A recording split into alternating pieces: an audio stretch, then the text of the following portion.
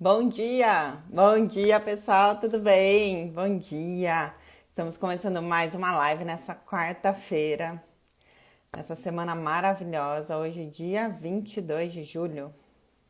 E hoje nós temos uma convidada especial aqui. Nós vamos ter aqui hoje a Silvia Malamude. Deixa eu colocar aqui, escrever aqui. Opa, não é isso? Por live com Silvia Malamude.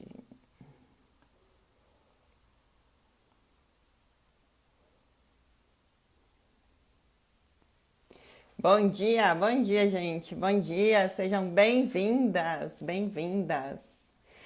Hoje nós temos uma convidada especial. Nós temos aqui hoje a Silvia Malamude, que já entrou, já vai entrar aqui. Bom dia, Silvia. Deixa eu ver, acho que eu consigo te chamar. Transmitir.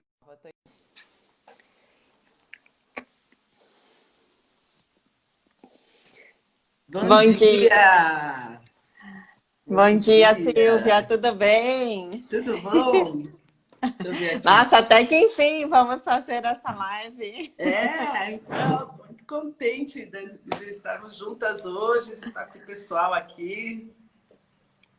Exato, ó, a Késia já está aqui, já tem um pessoal aí chegando. Que bom! Muito bom, né? Muito bom. Silvia, vou pedir para você contar um pouquinho mais de você aqui, se apresentar um pouco. Gente, a Silvia é psicóloga e ela é especialista em relacionamentos abusivos e despertar da consciência. Então, Silvia, se apresenta um pouquinho e explica um pouco o que é, né, esse relacionamento abusivo para a gente aqui. Então, como a Vivi mesmo disse, meu nome é Silvia Malamude, sou psicóloga, trabalho com relacionamentos abusivos há mais de 20 anos. Vou contar até um pouquinho de como que surgiu esse tema na minha vida e com o despertar da consciência, que é o que nós todos, de algum modo, estamos fazendo aqui quando estamos na busca de um encontro, saber como que trata lida com dinheiro, lida com o pessoal, né? O que a gente está fazendo com a nossa vida. Então, quanto mais nós sabemos, quanto mais nós podemos mudar a vida a nosso favor, nós estamos despertando. É mais ou menos neste sentido e muito mais. Então, eu vou contar um pouquinho como que surgiu a questão do abuso. E ele surgiu no meu consultório, mais ou menos uns 20 anos. Recebi uma paciente que estava com um problema bastante importante emocional, tinha características borderline, e ela dizia que os pais maltratavam ela deliberadamente, tanto o pai como a mãe, mas muito mais a mãe, e que ninguém acreditava nela, e ela estava extremamente nervosa porque ela veio no consultório depois de alguns insultos e ela estava cansada de ir em psicólogos e os psicólogos falando que o problema era como ela percebia os pais. Até aquele tempo, ninguém via que podia ser algo externo, real, que estaria acontecendo. Porque nós, psicólogos, sim, é muito importante, nós lidamos muito com o mundo interno e nós lidamos, sim, para o fortalecimento desse mundo interno, mas também para a percepção do mundo externo. Mas até aquele momento, essa percepção do mundo externo estava muito difícil das pessoas captarem, porque mesmo quando os psicólogos conheciam os pais dela, ela era bastante jovem, eles achavam que ela era uma rebelde sem causa, porque os pais eram sempre encantadores e as conversas pareciam totalmente difusas. A filha dizia algo dos pais, parecia uma mal agradecida por esses pais magnânimos, e ela falava que o que acontecia era nos bastidores. Então, a partir daquele momento, eu comecei a ficar antenada para de verdade o que poderia estar acontecendo. E acolhi ela como bastante realidade naquilo que ela falava, porque realmente ela estava me passando bastante veracidade. E ela me trouxe áudios. Na época, ela tinha gravado mesmo, escondido esses áudios, e me contou, mostrando como que a mãe a tratava. E eu fiquei realmente bastante perplexa de ver esse tipo de tratamento, que misturava jogo de culpa com desqualificação massiva e, e um encantamento junto, algo que é bem enlouquecedor, que é o que nós costumamos de falar do fenômeno do duplo vínculo, que a pessoa diz que ama, mas as atitudes são totalmente opostas, ou a pessoa ela confunde a mente da pessoa a ponto da pessoa se desorganizar emocionalmente.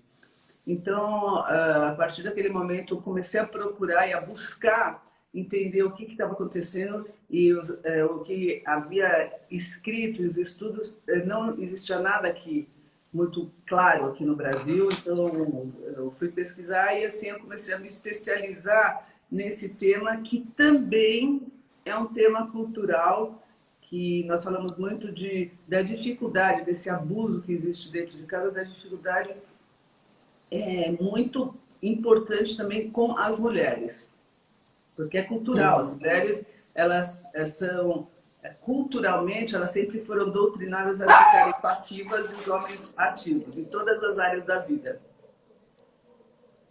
Entendi. Nossa, e realmente, né, a gente vê que tem vários psicólogos, psicólogas, que às vezes a gente conversa e a pessoa acha que não é por aí, né? E que, ou que a outra pessoa também que está se fazendo de vítima, né? E que não é bem assim.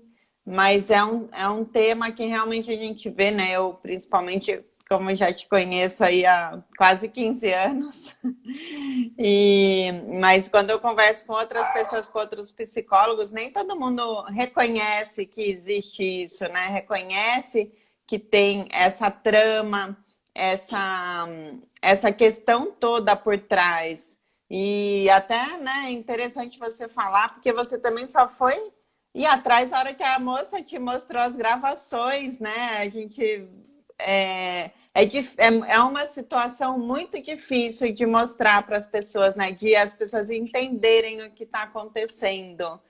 Mas é só uma coisa interessante, porque assim, essas gravações, mesmo as gravações, elas ficavam difusas, né? Então teve que ter um olhar afiado, mas principalmente o acolhimento da verdade do paciente, porque ela tinha ainda algo contra ela, porque eles denominavam ela como borderline, então não vamos dar crédito para ela, porque o problema é ela.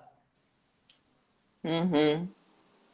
E que é o que também hoje em dia, né, tem tantas essas desvios, tantas rótulos, né, que as pessoas colocam e às vezes não é necessariamente um problema, uma doença, mas sim, né, como é esse caso dela, ela era caracterizada como borderline, mas ela era borderline por conta da situação que ela era colocada e ela estava perdida, imagina, e ela nasceu, né, naquela família, passou a vida inteira daquele jeito, totalmente sem referências.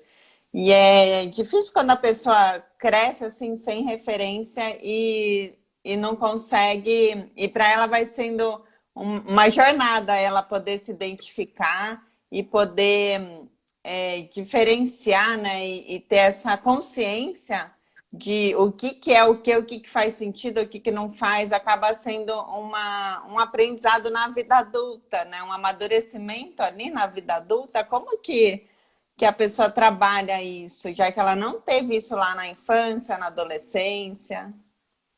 Então, hoje, graças aos céus, esse tema está amplamente comentado.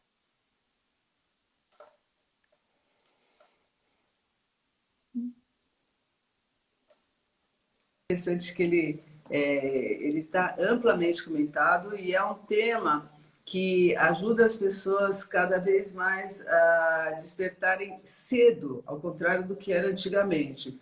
Mas, voltando ao tema do princípio da vida, mesmo assim, para vocês verem como que é difícil de entender, a pessoa vem praticamente vem um mapa em branco para o planeta. Então, a modelagem e o olhar para o mundo vem através do olhar desses pais. Então, o primeiro modelo que você entende a realidade. Então, se esses pais projetam em você uma serviçal, te desqualificam, que tipo de crença que você vai ter e certeza de quem você é, porque seus pais imprimiram isso em você. E é muito interessante porque eu acredito, e aí vai no despertar da consciência, que todos nós viemos aqui de fato para despertar. Mesmo aqueles que são os abusadores, eles pararam em algum momento do processo evolutivo deles, do processo da criação deles, né? Porque a gente vai evoluindo na nossa criação, desde pequenos, na parte cognitiva, na parte de entendimento de realidade. Então, esses pais provavelmente eles também são vítimas de histórias mais complicadas e depende também do modo como que é o psiquismo deles. E aí a gente vai entrar para um assunto bem mais amplo, que é porque que alguns ficam narcisistas, alguns ficam psicopatas, outros deprimem. Então,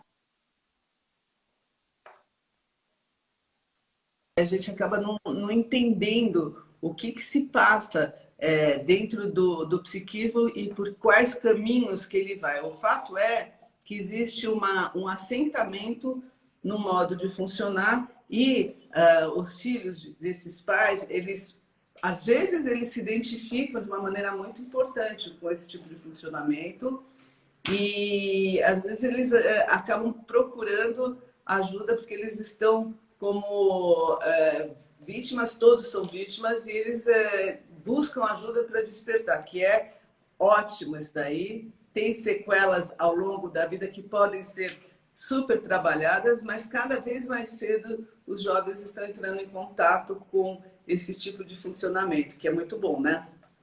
Uhum. Sim, e aí, né, você comentou um pouco de crenças, e aí que também começam a surgir crenças em relação a tudo, inclusive as crenças em relação ao dinheiro, né?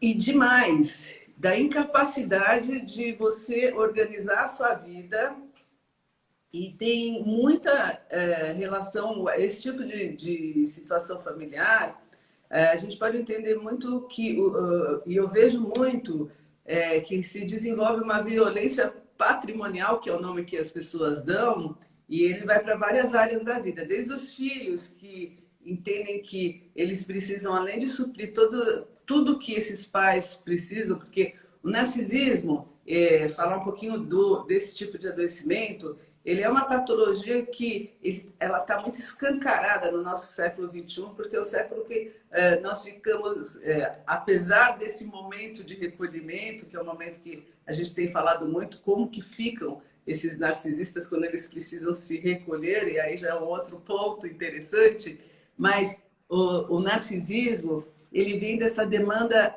incessante para fora, de tudo que é supérfluo, de tudo que é imagem, e as pessoas precisam de um personagem, porque esse mundo interno ele está muito pouco construído. E ele está muito pouco construído por dois motivos que se misturam. Primeiro, porque existem pais técnicos, pais ausentes, ou pais que solucionam todos os problemas dos filhos e não os deixam se frustrar. Eles não se frustram, esses filhos, né? Não estou falando desses pais que são narcisistas perversos, eu estou falando desses pais do século XXI, que eles erram muito em não dar limite para os filhos e que agora também existe uma recuperação massiva nisso, mas eles não entendem direito o que é isso. A era da internet, qual que é a briga desses filhos de ficar exaustivamente na internet e a falta de limite do tempo para eles apreciarem outras situações da vida e a dificuldade, que é o principal de lidar com as frustrações e, fundamentalmente, a a necessidade de vender uma imagem de estar muito bem, estou feliz para fora, e pouco conhecimento do que é de dentro. Então, o narcisista ele se desenvolve nessa fúria de estar muito bem na fita, em detrimento daquele que vai aparecendo também. Então, aí começa a existir uma espécie de competição com aqueles que estão mais próximos, porque esses que estão mais próximos, eles podem mostrar uma identidade e essa identidade pode espelhar esse vazio que esse narcisista tem. Então, a todo custo, ele vai achatar quem estiver do lado dele, porque ele tem necessidade de ter uma identidade iluminada, até porque ele não se vê. Então, ele tipo assim, entre aspas, né? Ele mata e morre para ele aparecer, para ele ser a pessoa, né? Isso é pai, mãe, qualquer pessoa. E nesse sentido, o adoecimento é que os narcisistas eles precisam incessantemente de ter pessoas à sua volta, e no caso a gente vai falar dos filhos ou das parceiras, né, das esposas, que os enalteçam incessantemente. E tudo que eles fizerem vai ser criticado. Então, isso deixa uma ameaça de abandono, uma ameaça de privação. Aliás, existe a privação afetiva.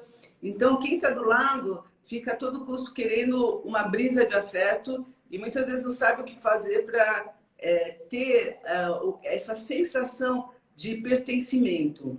Então, é muito complicado, por exemplo, nos relacionamentos afetivos, que na maioria das vezes a pessoa está nesse relacionamento, o início do relacionamento ele é extremamente envolvente, porque os narcisistas sabem fazer isso daí, eles promovem aquele love bombing, então eles estão na temporada de caça, né? Como a gente fala. Então eles vão se identificar com tudo dessas parcerias escolhidas.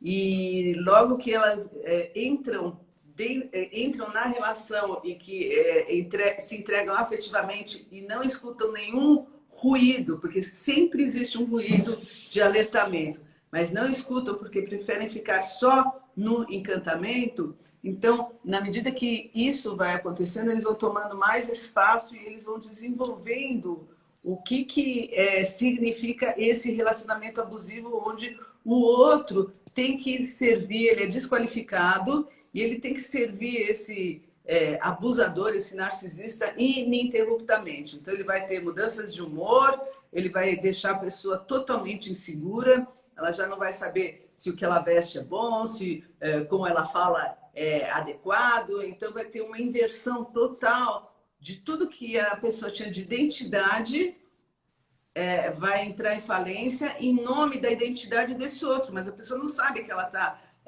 trabalhando e alimentando uma relação que a gente já pode dizer até vampira, porque ela vai alimentar a identidade do outro em detrimento da sua identidade por um único motivo, que é um sentimento que esses abusadores fazem com maestria, de trazer a pessoa numa fase muito, muito regredida, onde ela era dependente dos primeiros momentos da vida da mamãe dela. Então ela regride a identidade, regride todos os recursos num nível onde a pessoa fica muito, muito, muito frágil, muito vulnerável.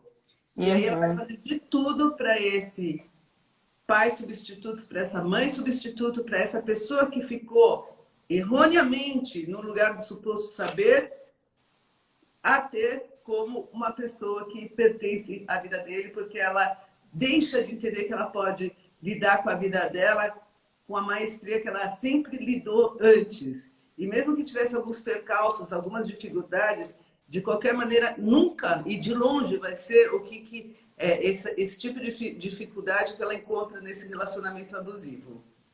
Uhum. E é interessante porque você comentou de ruído e encantamento, né? Então, o que acontece é que a pessoa, no começo, ela começa a se envolver e aquilo parece ser tudo perfeito, né? O amor da vida dela, porque ela ganha, né? Tem toda a atenção, ganha flores, e a pessoa super valoriza, né, o outro. Então ela se sente, nossa, o outro não me valorizava, esse parceiro aqui super me valoriza, me aprecia, gosta de tudo que eu faço e tudo. E às vezes acontece alguns ruídos, né? Algumas coisinhas estranhas, você fala, não, não deve ser nada, porque tá tudo tão bom aqui, né? Por que que eu vou me fixar nesse ruído, nessa coisinha ruim? Não, eu vou olhar para as coisas boas que estão acontecendo, né? E assim a pessoa vai se encantando, até que chega uma hora que ela já acredita que está apaixonada, né? Já acredita que aquilo, né, é muito bom, é um relacionamento que ela nunca teve. E Mas vai caindo depois numa teia. vai E vai caindo caindo, numa teia, né? e vai caindo numa teia. Porque a nossa máquina biológica, ela sempre vai falar dos sinais. E se você diz para a sua máquina biológica, é aquela sensação, opa, bateu ruim, bateu mal, deixa eu averiguar o que está acontecendo. Mas o que acontece? A nossa mente entra para fazer um desserviço. Então, ela é associada ao encantamento do abusador. Então, ela vai dissuadir a própria sensação, a próprio mecanismo de sobrevivência e vai desviar a gente do caminho de sobrevivência de um adulto. E nesse Uhum. sentido, ela começa a entrar em falência sem perceber, sem perceber. E aqui a gente vai pensar um pouco de uma maneira mais importante sobre a questão do abuso patrimonial, né, Vivi? Que eu acho que é algo. Sim, isso, é que aí ia perguntar aí como é que fica a questão patrimonial nisso tudo, né? No meio dessa teia. Pois é. Então, faz parte do encantamento. Então, eu vejo que essa violência, ela vai, no mundo adulto, nas parcerias afetivas, elas vão acontecer por duas vias. E essas duas vias são extremamente perigosas. E, gente, eu vou falar para vocês vão falar assim, ah, mas a pessoa vai perceber. Como que a pessoa não vai perceber que ela está sendo abusada, que isso daí é uma fria? Gente, não percebe, porque eles É. instauram no outro aquela coisa do cuidador. Então, a parceira, no caso, o mesmo parceiro, e eu vou falar dos homens também que entram nisso. Nesse caso, a parceira, ela vai entrar nisso como uma cuidadora ou em detrimento à percepção que ela tem de si mesma. Por exemplo, no caso dessa pessoa ter um trabalho e ela funcionar bem no trabalho, esse abusador, esse narcisista, esse predador, ele vai ter a maestria de pouco a pouco ir destruindo toda a capacidade de trabalho da vítima. E como que ele faz? Ele vai começar com críticas sutis, desqualificando a capacidade da parceira de gerir o próprio trabalho. Ele vai arrumar intrigas, vai querer saber, ele é extremamente invasivo. Então, eu tenho maridos de pessoas que eu atendo que entram no computador e veem como que elas lidam com o trabalho e inferem e criticam o jeito que elas lidam com o trabalho nesse nível, gente. E Nesse é nível. muito sutil, né? No começo, é muito sutil, a pessoa não percebe. Às vezes a pessoa. Porque esse tipo de relacionamento, o parceiro, ele coloca uma relação de ser ali tudo muito junto, vamos construir junto a nossa vida e tudo mais, vamos se ajudar. E você dá palpite no trabalho dele e ele também dá no seu, num primeiro momento, para conversar, para se ajudar, para trocar uma ideia, porque às vezes você não tem alguém no trabalho para confiar, para falar sobre algum tema e você vai falar com um parceiro. E aí a coisa começa mas é muito, a pessoa não percebe, né, Silvia? É Então, muito porque difícil. é super isso, Vi, porque é um pacto de confiança. Quando você está no relacionamento afetivo, a priori você vai confiar no teu parceiro, é alguém que você teoricamente escolheu para caminhar junto. Então é uma pessoa que está no nível ok para dar um pitaco e ele vai, em muitos casos, ele vai aceitar os seus pitacos, vai ter uma troca, só que você vai ver no fundo que é totalmente fake essa troca. E que o processo dele é deixar a vítima cada vez mais frágil, a ponto, esse é uma variável, tá, gente? Vou dar outra. A ponto dela ficar totalmente insegura no trabalho, muitas vezes até decidir mudar de emprego, ou ele vai convencer ela de parar de trabalhar porque ele vai sustentar, que é o grande erro e o grande perigo. Porque olha só, já tive casos que a mulher parou de trabalhar por convencimento desse tipo de parceiro e ela tinha posses. Olha o perigo, ela tinha posses. E estava trabalhando, precisava de trabalhar também, e ela ficou tão insegura, e ele foi sorrateiramente comendo pelas beiradas, como a gente fala, até que ele entrou no campo das posses dela para ajudar ela a administrar as posses. E nesse sentido, ela foi perdendo cada vez mais a guiança da própria, do próprio patrimônio. E quando a gente fala do próprio patrimônio, a gente está falando no sentido do patrimônio, mas a gente está falando também no sentido simbólico. A pessoa perde a propriedade dela. Olha que profundo. Ela vai ficando sem propriedade, e a propriedade vai sendo passada para esse parceiro que vai tomar conta e vai saber lá como. E aí a gente vai entender um monte de tipo de abuso, porque existe muita mulher que começa a pedir dinheiro para o marido do próprio dinheiro, gente. É nesse nível. É nesse nível, porque ele sabe como administrar, ele vai dar pouco, porque ela gasta muito e depois eles vão ficar sem patrimônio. Eles. Sendo que E era a dela. esposa nem sabe que ele já está vivendo no e do patrimônio dela. E às vezes até a pessoa sai do trabalho porque o parceiro incentiva a falar, não, você é muito boa para esse trabalho, não é só na via de não, vem que eu vou te sustentar, não, você é muito boa para esse trabalho, sai, abre sua empresa, começa seu trabalho, você vai ganhar muito mais dinheiro, você vai ser muito melhor, né, fazendo, ou empreendendo, enfim, só que daí ela começa. E aí, para empreender é difícil, assim, um momento que você precisa de ter muito mais autoconfiança, e ele também vai minando cada vez mais essa autoconfiança, e ela sem renda, a autoestima vai lá para baixo. 1000%. Isso já acontece muito mais do que a gente imagina. Muito mais. E depois tem uma outra variável aí que eu coloquei junto, mas ela existe de uma maneira separada também, que é o marido chega e nessa cultura machista ele quer tomar conta realmente do patrimônio da esposa ou do patrimônio de ambos. Então ele vai querer fazer a conta conjunta e dependendo da relação não tenho nada contra, mas a única coisa é que ele vai tomar posse total desse movimento, né, de relacionamento, e cada vez menos a esposa vai ficar com o poder de poder fazer o que ela, de ter um lugar de mulher adulta.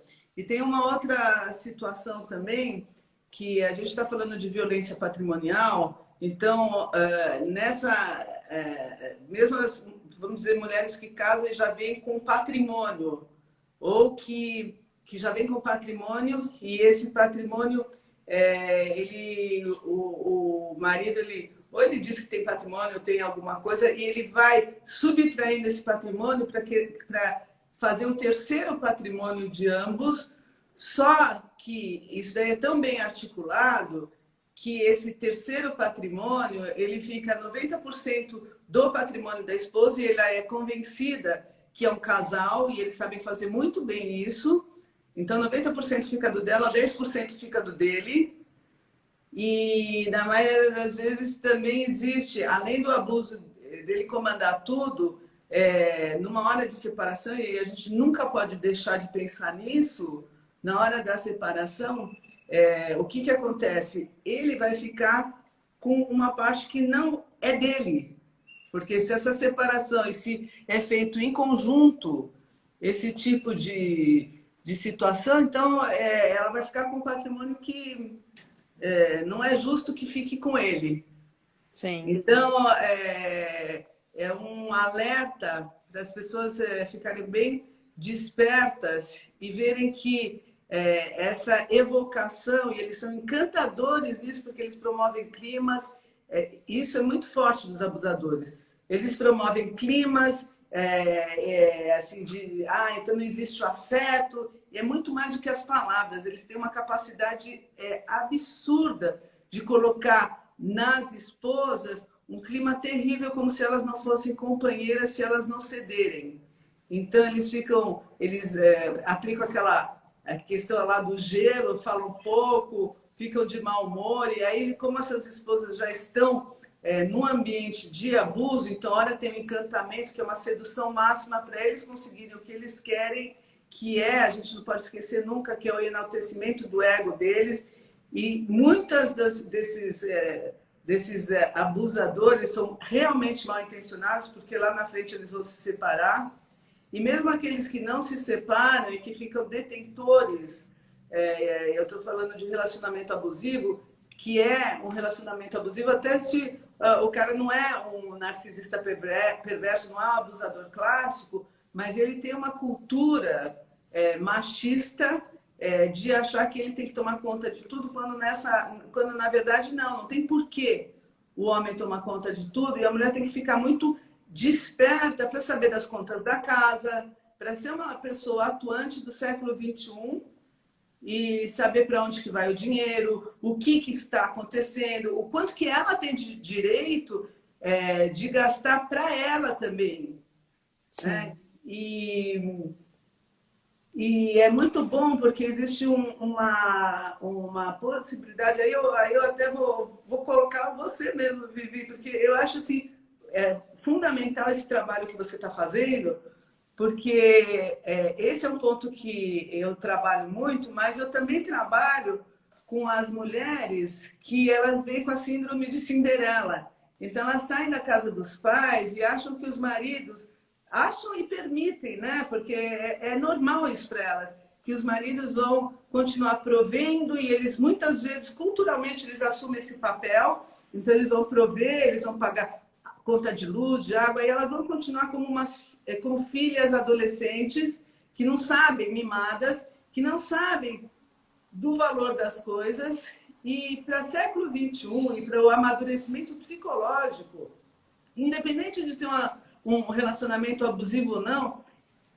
eu vejo que já é um autoabuso da mulher para a mulher mesma, uma falta de amadurecimento e um autoabuso. Então, precisa ter uma escola, assim, um conhecimento sobre o peso do dinheiro, o que é, o que não é, porque senão essas mulheres elas vão transferir para os maridos, pode gastar, não pode, você gastou demais. Elas vão ficar abusadas e submetidas a isso, ou vão ficar com raiva, ele não me dá dinheiro para nada, eu vou pegar escondido, aquelas coisas que elas não têm nem argumento real de falar assim, não, o peso disso é isso, eu trabalho para cá, tal. Muitas vezes elas têm o dinheiro que elas ganham, e que eu também acho assim, complicado, porque o marido, eles ganham igual, o marido ganha a mesma coisa do que a mulher, só que a mulher quer fazer uma conta separada para comprar para os mimos dela.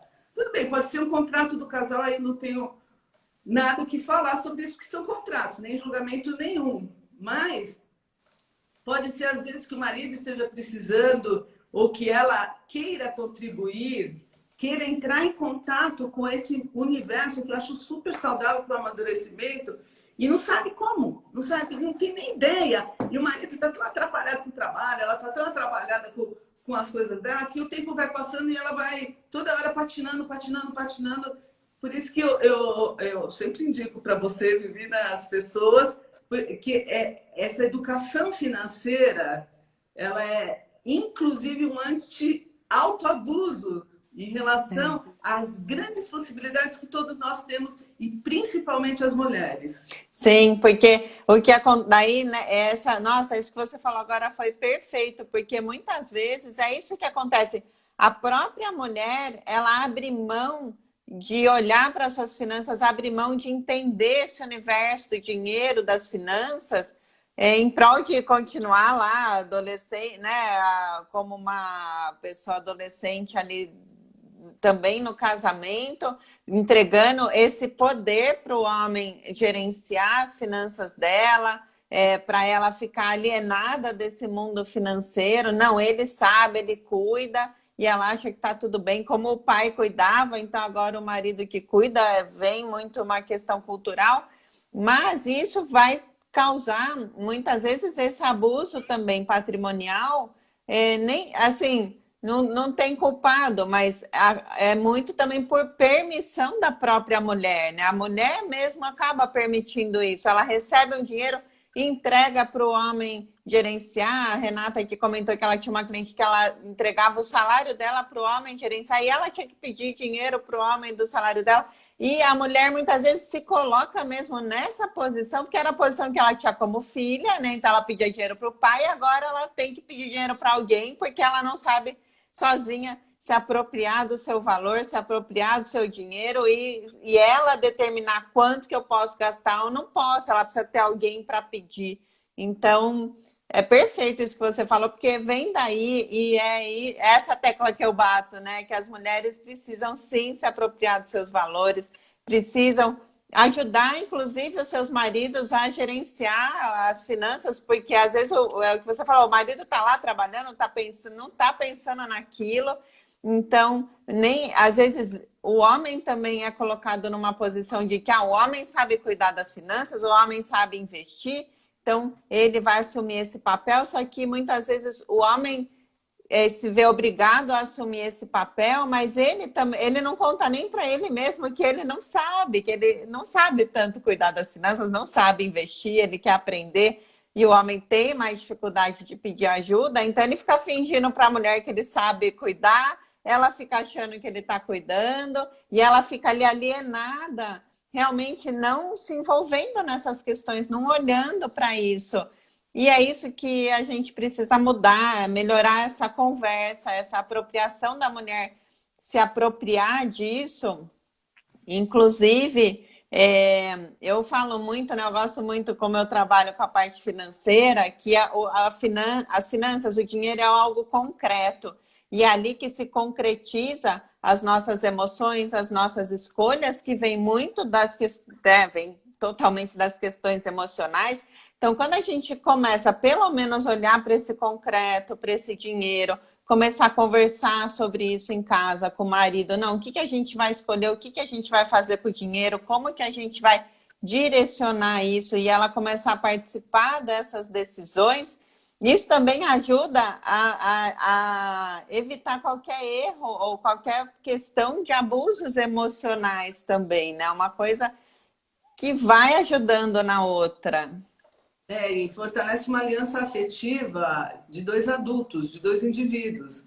Porque muitas vezes o homem não vai enxergar a esposa como uma mulher adulta, até por conta das atitudes dela. E não, voltando a dizer, não é que ele é um abusador, mas a situação de casamento, ela se torna abusiva. E vou ampliar isso. Imagina se essa mulher, e que não são poucas que acontecem, que ela vive dentro desse contexto e tem filhos, e os filhos têm esse espelhamento de uma mãe que ela entrega uma parte de poder que ela pode muito bem desenvolver e se tornar uma pessoa adulta e ativa, inclusive nessa área. E como você super bem disse, a parte financeira, ela traz um amadurecimento absolutamente emocional também. Porque se você sabe o quanto que você pode gastar, o quanto que você não pode, você fica corresponsável por grande parte do que significa existência.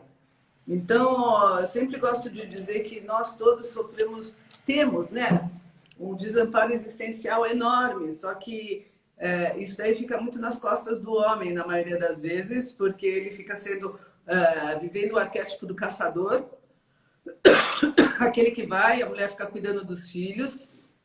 Só que isso daí, a humanidade mudou. Todos os artifícios do caçador, eles incluem a mulher para ser caçadora também, porque quando ele era lá atrás o caçador, a mulher ficava com os filhos para cuidar e para ver se tinha algum predador à volta que poderia, inclusive, comer esses filhotes.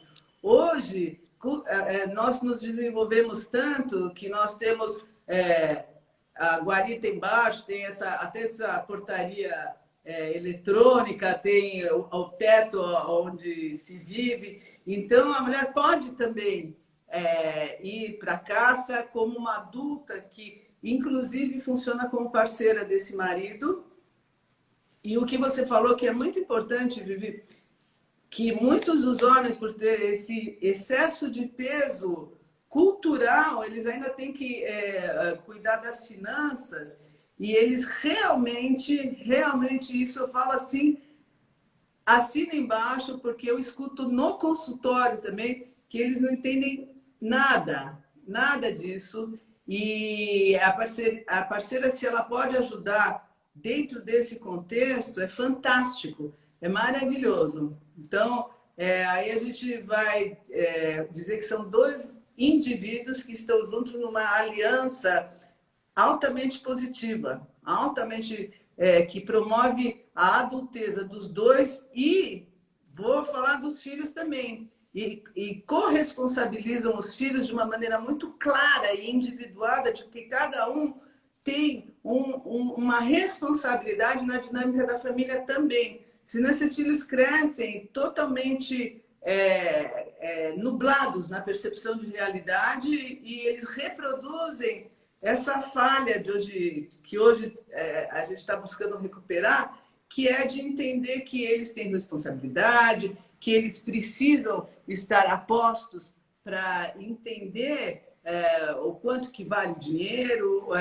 qual que é a participação deles nessa dinâmica familiar.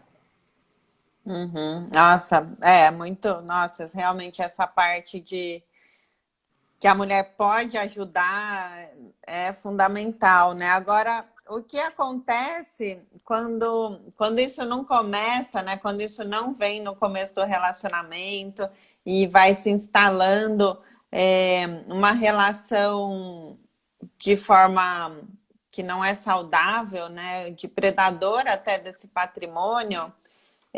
Isso é possível depois mudar no meio do caminho, né? Se um dos dois, principalmente a mulher, desperta e fala, nossa, quero aprender a cuidar do meu dinheiro. Como que eu nunca falei disso com ele? Como que eu vou começar a falar com ele disso agora? Ou ele vai achar que eu estou querendo, né, saber o que ele está fazendo, estou querendo inspecionar o que ele está fazendo. É possível reverter essa solução? E também queria saber, você falou que tinha um exemplo aí de abuso patrimonial para contar para a gente, alguma coisa assim, né? Se eu tenho exemplo? É. Tá, olha só. Essas perguntas que você fez são super pertinentes, porque se a mulher desperta e está num relacionamento abusivo, existe uma reeducação. Então, muitas vezes, o homem parece que está perdendo o poder, ele se sente ameaçado muitas vezes. E essa reeducação até pode começar pelo despertamento da mulher, e normalmente acontece. Eu acho importantíssimo as mulheres terem isso em mente, e isso ser passado e alastrado como uma corrente do bem, onde enaltece o poder do feminino, mas independente do feminino, acho que é mais forte ainda é da individuação das pessoas, inclusive desse parceiro. Então, se o parceiro não adere a essa mudança que a mulher está promovendo na vida dela, e é um despertar, e a gente de verdade não sabe para onde que isso vai levar, porque se ele entra em confronto massivo sobre essa liberdade que a mulher vai adquirir de lidar com as finanças, de ficar totalmente desperta, e não é que ela vai monitorar ele, mas muitas vezes até vai precisar, porque existe um desvio, uma desorganização desse homem, ou mesmo se não existe uma desorganização, ele pode estar sim usando dessa questão do dinheiro para uma violência psicológica com a mulher. Então, tem muitas nuances que, quando a mulher começa a trabalhar essa parte financeira, ela pode trabalhar de uma maneira totalmente ingênua, talvez no inconsciente aqui já tenha algo martelando, vamos dizer que ela vai para você, Vivi, e fala assim, gente, eu estou muito mal, e eu acho que deve... E muitas mulheres vão sem saber que elas estão passando por um processo de violência patrimonial. E na hora que elas vão despertando e vendo a dificuldade que elas têm de se colocar igual ao marido, e aí as coisas podem mudar muito na relação do casal. Tanto para esse casal evoluir, como até para... A gente pode pensar de uma maneira bastante fria, que às vezes acontece até uma separação. Mas seja o caminho que for, que aqui eu não faço apologia a nada, aliás, faço apologia ao despertar, à individuação de cada um. Então, se a gente está nesse rumo, a gente vai pensar que, seja o caminho que for ser desenvolvido, é para a pessoa se sentir melhor. Então, essa é a meta. Então, às vezes, o cenário pode parecer catastrófico e, na verdade, ele está se descortinando para que essa energia vital ela possa se expressar com maior vitalidade e dentro de um rumo, um sentido de vida que faça a vida ter mais validade. E a pessoa, quando ela está nesse breu, ela não percebe isso daí. Ela sabe que tem algo de errado. Ela, por exemplo, ela vai te procurar em relação às finanças e, de repente, começa a sair esses véus e a despertar para situações que ela vive e não tinha tanta clareza. E aí, o despertar, é o que eu sempre falo, é um caminho sem volta. Porque você não vai não olhar porque você já viu. Mesmo que você decida não olhar, vai ser aquele cutucado que não para, você já viu. Não tem como você voltar para trás de algo que você já foi para frente e já abriu o cenário. Esse é o ponto. Agora, eu vou contar, vamos ver se dá tempo, estou olhando aqui no relógio. Vou contar duas histórias muito interessantes de violência patrimonial que chegou no meu consultório. Tá? Tem uma história muito interessante, aí é uma violência com um narcisista, e essa pessoa já tinha uma certa idade, já tem uma certa idade, vamos dizer que acho que uns 68 anos nesse sentido. E por que eu falo certa idade? Porque eu falo de um certo tempo de casamento, que é bastante extenso no caso dela. Ela casou muito jovem e ela casou com muito patrimônio e depois ela herdou mais dos pais dela que vieram a falecer. É uma mulher que tem filhos e foi casada, está casada com literalmente um abusador. Então é um cara que entrou com uma mão na frente e outra atrás, que também não tem problema nenhum, vale tudo na parte afetiva, desde que tenha essa aliança saudável. Só que no caso dele, ele foi tomando posse, ele foi desqualificando aquela questão clássica do relacionamento abusivo. Ela, ao longo da vida, ela entrou em contato com, além de tudo, várias traições dele que ficaram camufladas. Então, ele fez ela acreditar que ela não viu o que ela viu, aquela coisa bem pesada. Uma pessoa que teve que tomar muitos antidepressivos e, além de tudo, de todo esse detrimento em relação à autoestima dela, uma mulher fantástica, maravilhosa, artista, desenvolve as questões dela com o casal, com uma turma de amigos muito legal, e nos bastidores acontecia toda essa safadeza. E ela, como toda mulher que está num relacionamento muito abusivo, vai perdendo a mão de tudo, ela perdeu a mão do patrimônio dela, ele começou a gerir o patrimônio dela, isso há muitos anos, e ele fez todo esse cenário macabro que ela tinha que pedir dinheiro do próprio dinheiro de herança dela. Então, quando ela entra no processo terapêutico, ela começa a despertar. Algumas vezes esse marido veio na sessão de terapia e tem que ter um olhar assim, bem conhecedor, porque eles são encantadores. Então, se a pessoa não tem um olhar bem esclarecido, não vai pegar as nuances que sempre aparecem para serem reveladas dentro da sessão do casal, né? Então foi ficando cada vez mais claro para ela, e ela chegou numa encruzilhada que foi muito interessante. Ela chegou numa encruzilhada onde ela pensou assim: ou eu separo, porque ele não muda, ou eu vou tomar as rédeas da minha vida.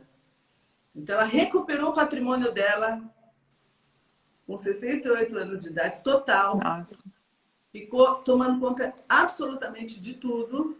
Ele ficou bastante assustado porque existia aquela ameaça dela não conseguir fazer nada e, pior, se ela fizesse isso daí, ela ia sofrer demais, porque mesmo com todos os amigos que eles têm, que era uma delícia essa questão de amizade e tal, de viajar junto, mesmo com tudo isso, ele ia abandonar ela.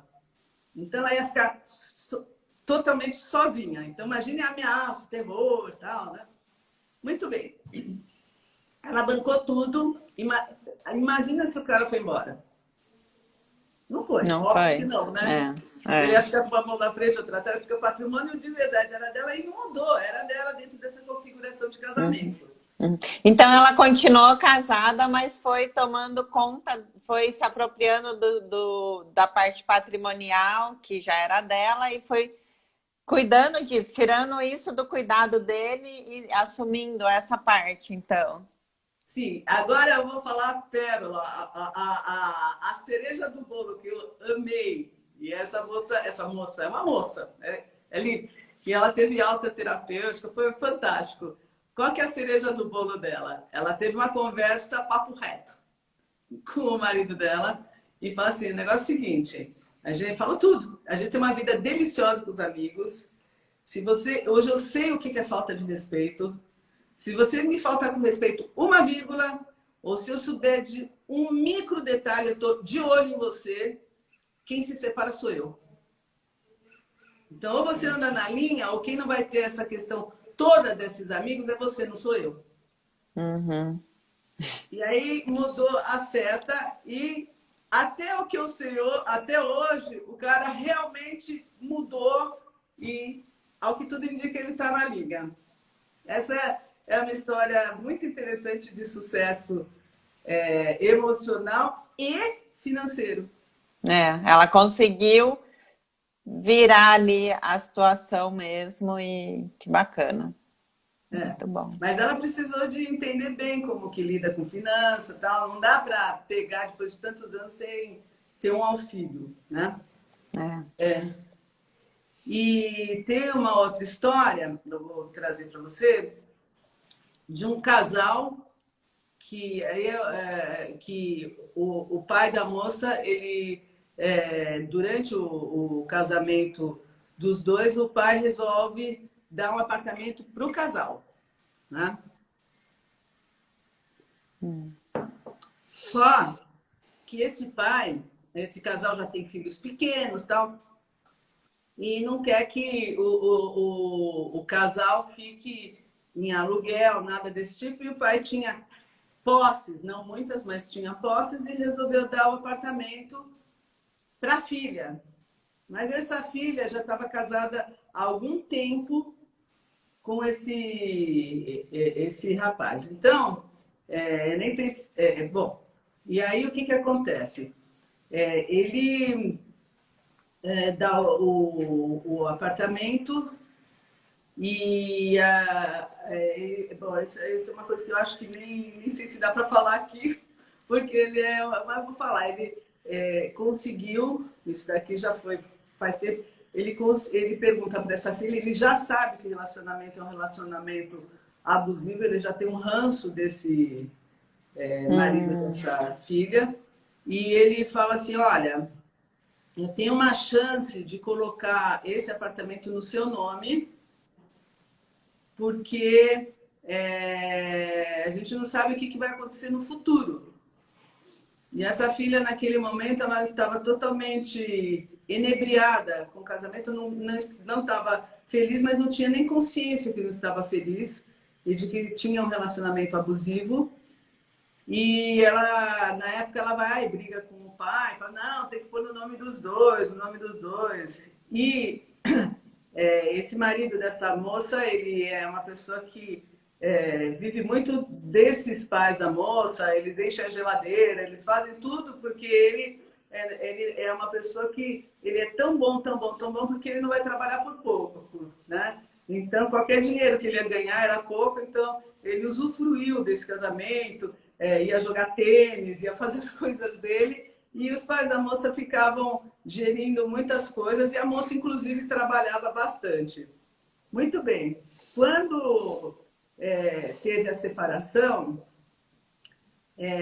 o rapaz, ele falou assim, agora metade desse apartamento é meu. Uhum. E o pai da moça já tinha falecido na época. Ele falou assim, metade desse apartamento é meu. E essa moça falou assim, olha, eu devia ter ouvido meu pai na época, isso é uma violência patrimonial, porque meu pai queria me dar e eu acabei meio que abrindo mão de muitas coisas, inclusive de uma propriedade que é uma herança que ela poderia ter tido do pai. E nesse caso específico, ela foi arcar com isso, gerir a própria vida. E é uma coisa que eu vou falar sobre patrimônio mesmo, né? Eu vou contar, se der tempo, ainda vou contar de um outro caso que acontece uma coisa semelhante. Só que no caso, esse pai foi muito esperto, então ele colocou no imposto de renda, eu não sei como que ele fez, foi encontrado que ele fez uma doação para a filha. E ela acabou ficando e aprendeu a gerir, aprendeu a lidar com as coisas e colocou. Mas isso aqui foi assim, uma sorte de um acaso. Então, por que eu estou contando isso daí? Porque eu acho que quando a pessoa está num relacionamento abusivo, muitas pessoas, hoje em dia, enxergam isso daí. E se alguém fala para a pessoa, ela precisa dar um ouvido e um alerta para entender que pode ser que ela esteja mesmo. Em relação às finanças, em relação a trabalho. Tem um outro caso de uma outra paciente minha, em que ela tem as propriedades e os pais querem passar... ela recebe aluguéis das propriedades e o marido inferniza a vida dela, inferniza assim, de um jeito muito forte, porque ele fala, o argumento é que se ele é casado, o nome da propriedade tem que ser dele também. Então, porque o aluguel já vai para casa e sustenta os dois, já vai para casa e existe uma tortura incessante, mau humor desse cara, porque se eles estão casados, a aliança tem que ser total. O argumento é esse, e ela sofre demais porque ele fica de mau humor, porque esse patrimônio que o pai deu para ela, para ter um casamento, ele precisa estar no nome dos dois. E eles são muito fortes para argumentar isso. Isso é moça, até na abusivo, hora da né? Porque separação, ela ainda ficou em dúvida. Ela ainda ficou nesse sentido da violência patrimonial. Ela ainda ficou em dúvida se tinha que realmente, como que era a história. E aí tem um monte de outros tipos de abusos financeiros que levaram ela a despertar que não. É interessante. Eu tô com um caso de uma cliente exatamente agora que aconteceu isso. O pai ela era casada, tem 2 filhos, e o pai deu o apartamento para os 2 casados. E eles puseram no nome dos 2. Só que, e aí quando separou, eles separaram. E aí quando separou, ela falou, bom, né? Ele sabe que o apartamento é meu, mas ele quer a metade, né? Então, estamos assim, acabando, gente. Eu ficaria aqui horas e horas. Temos aí 2 minutinhos para terminar. Deixar realmente uma mensagem final. Então, eu vou deixar uma mensagem que é a seguinte: mesmo quando, nesses casos que ele vai lá, ele quer metade do apartamento, alguns alegam, eu paguei o condomínio, mas eles 2 dividiram o tempo todo, ele não pagou aluguel, ele pagou o condomínio e os 2 teriam pago o aluguel. Quer dizer, ele teve o benefício de não ter que pagar um aluguel e de morar num lugar onde que o pai dela deu, e na hora da separação ele quer, mas os 2 trabalharam juntos. Não é que ele trabalhou e ela não trabalhou, e eu trabalhei, que teria outros argumentos. Então, eu quero dizer, mesmo aqueles que não conseguem ficar com o patrimônio ou têm dificuldades, saber que a vida, quando a pessoa toma atitudes em nome da vida, a vida já mostra para a pessoa que ela é próspera. Porque a atitude em nome da vida é próspera. Então, a pessoa não precisa ter que confiar nela. Ela já está confiando nela e a vida vai simultaneamente, sincronicamente, devolver isso daí. A pessoa está ativa, a vida fica ativa para a pessoa. Tudo é o despertar, né? É o despertar, esse é o despertar. E aí não tem jeito. Silvia, muito, muito obrigada por essa conversa. Muito obrigada, o pessoal adorou aqui. Acho que vai ser excelente. Muito obrigada mesmo. Obrigada a você também. Um super beijo para todos. E com muito carinho. E quanto mais despertos, melhor. Exato. Ótimo.